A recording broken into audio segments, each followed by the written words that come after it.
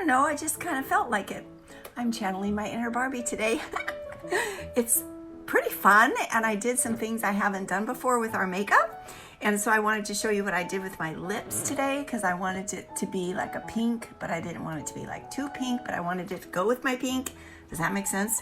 So what I did was I used first class LipSense, and I lined my entire lip. You can see the darker line right there. First class LipSense.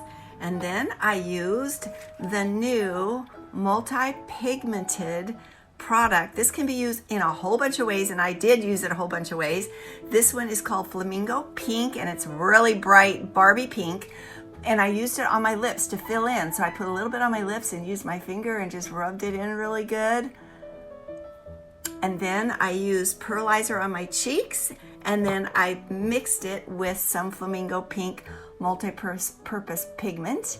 And then after I did my eyeshadow of pink frost all over my entire eye, and then smoked topaz where you can see the darker in the corner in a 45-degree angle, and then underneath I my used lashes. navy eyeliner and pencil then as I well. took a little bit of the Flamingo Pink and just dotted it right here and just blended it in. Do you see that? Just a hint of pink up here.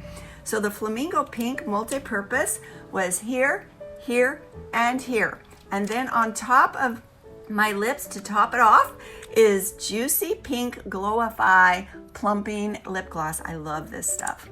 It feels so good on my lips, and it makes my lips look really plump and full. Moisturizes. What do you think? Would you wear it?